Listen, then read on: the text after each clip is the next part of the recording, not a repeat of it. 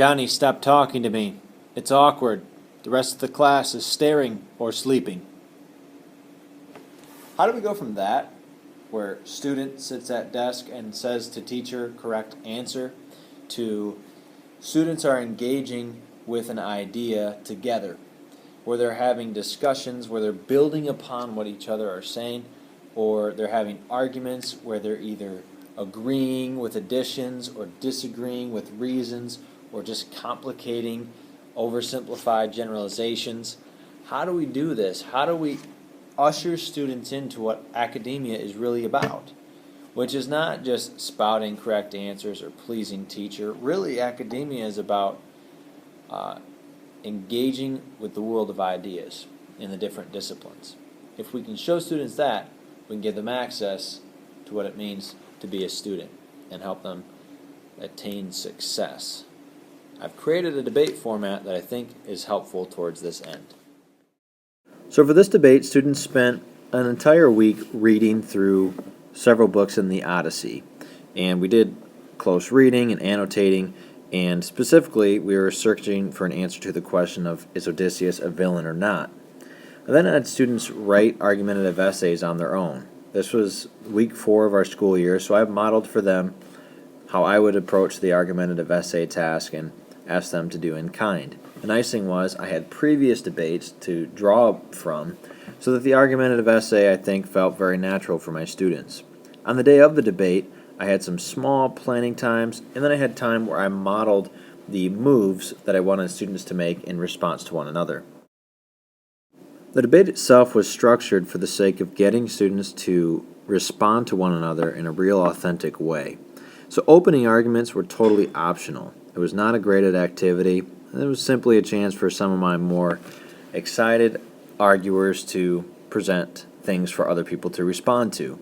The real heart of this debate was the rebuttal or response round. During this time, I had either side, both the hero and the villain side, take 3 minutes. They could have 4 people maximum come up, but really each student was acting on their own. I wanted them to respond to someone else by summarizing what they said or paraphrasing what someone else said and referring to that person by name, and then doing one of 3 moves, which I'll show you in a minute. But in this case, they were disagreeing with reasons, adding something additional on, or otherwise complicating the other side's position. And then finally, during closing arguments, just for fun, I had the students choose 3 roles: plaintiff, defense, or jury. And we actually had some closing arguments in a court-style setting. The jury was assigned the task of deciding what exactly they needed their arguers to do to convince them. And then obviously the plaintiff and defense were tasked with convincing the jury of their side. If you'd like a copy of these documents that I'm panning through, check out teachingthecore.com or just beneath this YouTube video if you're on the YouTube page. So how were students graded? It was very simple for me to grade them. I simply wanted to see them summarize what someone else said. Believe it or not, this was the greatest area of weakness. Really paraphrasing what someone else said was difficult for some students. Oftentimes they just wanted to say, well, going off of what Aaron said, or, okay, Johnny, in response to blank, rather than simply, well, perhaps not so simply, summarizing what the other side said. So Aaron, I heard you say that Odysseus was a hero because in every case he is attempting to save his men, and you cited Helios's island as an example. In response to that, I would say, and this is something that students struggle to do, you'll also see that I wanted to see them address the person by name and do one of 3 moves in response to what someone said. If you're wondering about Common Core connections, there are many that this debate either directly or indirectly addresses. Obviously, speaking and listening is what's directly addressed, but there are lots of reading and writing Common Core standards that this also touches upon, and if you tweaked it, you could hit even more. M said he got his men killed by raiding and stealing. You remember the Sassones? That was pretty good. That was like the very beginning. That was good memory. So by raiding and stealing at the Sassones. Okay? So you're going to come up if you were to rebut this, you'd kind of summarize this and say, well, Emily, you were saying that Odysseus was cruel because he raided and stole from the Cicones, and he got many of his men killed. Fair? Right? And then you'll have to respond to it. So if I were going to do that to Ev, well, I'm not going to steal that one because somebody might want to do that. All right. Basically, while people are talking today, you're going to be doing a lot of these. So these are just your notes. Okay. So Aaron, you're basically saying that he's clever, and that he saved his men. Mm-hmm. And I would agree with both things, but I do think it's more complicated than that because this is also the guy, a clever guy, who proudly yelled to a Cyclops his exact name, where he was from, who his dad was, which enabled the Cyclops, who they were safely away from, to curse them. This curse resulted in all of his men dying. So I agree with you, he is clever, but he also is not always clever. And I agree with you, he often saved his men, but in the end of the story, the men are dead. So we need to get more to the bottom of what are the limits to his cleverness and to his savingness. Great job, Aaron. Before I show you some students doing these moves that I'm asking them to do, I want to stress that the key to a successful debate is focusing in on certain skills. What skills do you want students to grow? So, do I want students to make text-supported conclusions?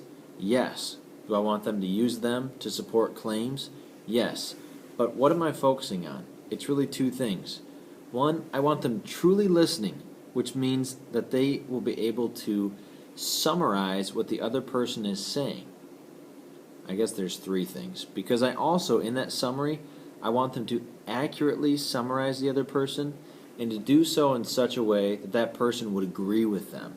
All right? So they're not creating a caricaturized straw man to pummel in the argument, but they're actually accurately stating their opponent's position or their opponent's reasoning and then responding to that. So we're really having the intermingling of ideas, not just, manipulative ploys to win.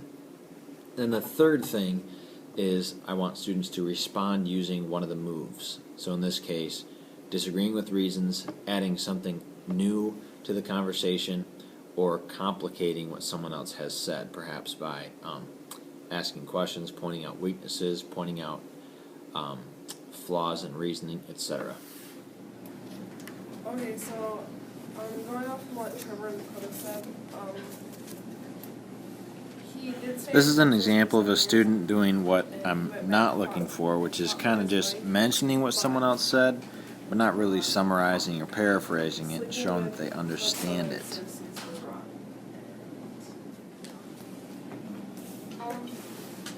I'm going back at what Emily said. She said that they had no contact with his wife or his son, and he didn't tell his wife when he did get back about how he cheated on her. Well, first off, how was he supposed to have contact with them? He was at war and then he was at sea. Like, there was no way for him to have contact with his wife and son. And when he did get back, or before he got back, he did make a few mistakes, but he's human and we've all made mistakes before. I mean, I don't see why we're all judging him on making mistakes. And when he got home, the first thing that he says to his wife isn't going to be, hey, I cheated on you when I was at war. Like, that's not something you just say when you first come back. Now here's an example of a student achieving baller status. She has taken the time to really summarize and paraphrase what her opponent said, and then she responded to it by disagreeing with not just one, but actually two reasons. Nice job. You're awesome. Thanks for checking out this video. If it was useful, like it. Maybe subscribe to this Teaching the Core YouTube channel. And jump over to www.teachingthecore.com for more great ideas and discussion about implementing the Common Core state standards in your classroom.